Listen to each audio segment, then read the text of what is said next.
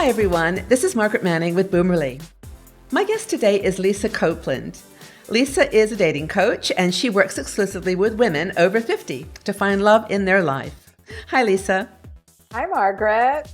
Lisa, it is so good to have you here. I love talking to you about this elusive dating after 50. So many women are, giving it a try after maybe a divorce or a separation, and it's challenging after 50, or that's what we say.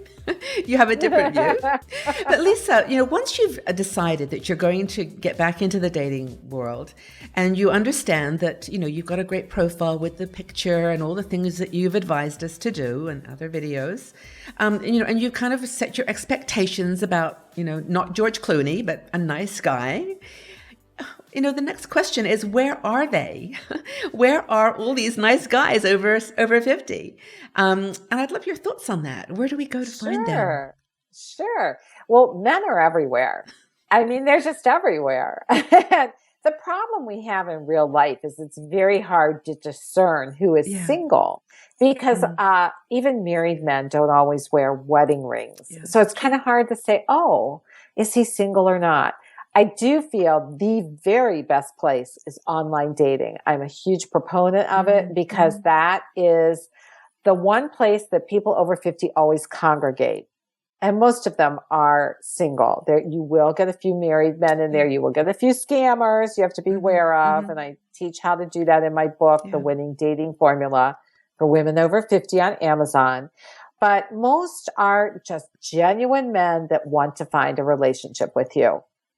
But let's say you want to go out into the real world to find a relationship with someone. Where do I go? I mean, okay, go to the coffee shop. I can do those logical things. I'm just getting back, by the way, to being single. I guess one thing I always do, I talk to everybody. It's good. I just talk to everybody, and then I suppose if it's someone I think is kind of interesting, I might look and see if there's a wedding ring. But that isn't the first thing I think about. It's like, is it an interesting person? And then we chat, and then it goes from there. But where are these guys? Tell us. They're everywhere, like I mentioned earlier. Okay. So what I suggest you do is do this little exercise where you write down the letters A to Z. Then think about in your area where you could meet men at those places. For example, A, an airport.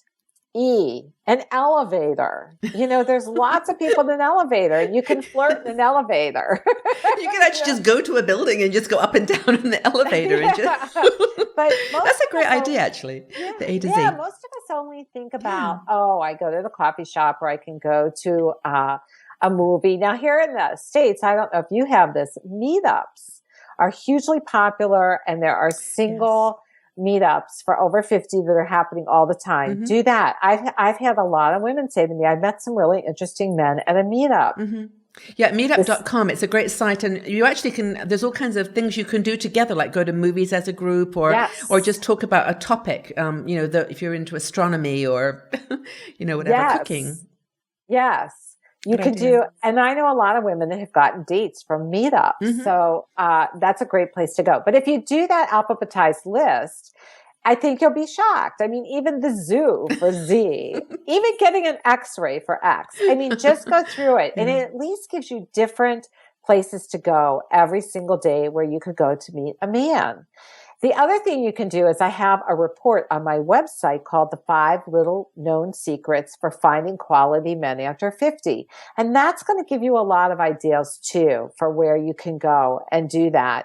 And you can find it on findaqualityman.com. It's as simple as that. Okay. And you can get a lot of great ideas from that report.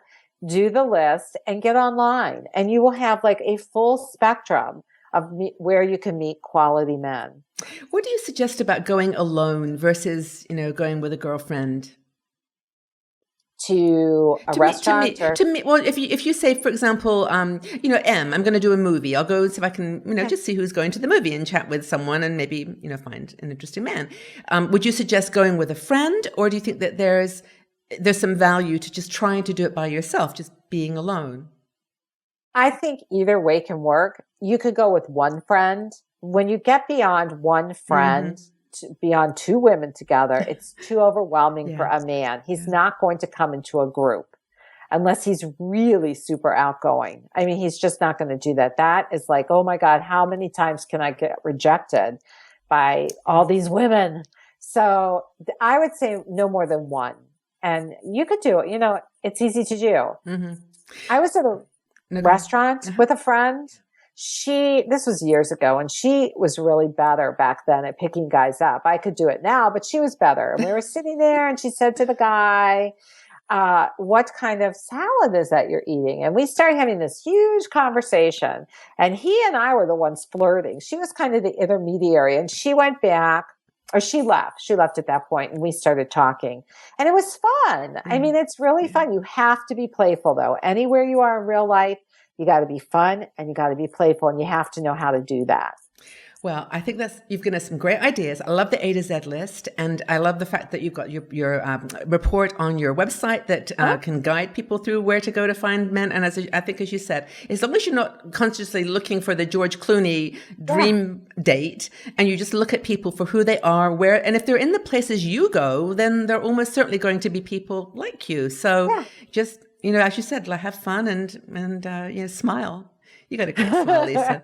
Okay. Well, thank you. Wonderful advice. I hope it's helpful to people. Thanks again. Thank you, Margaret.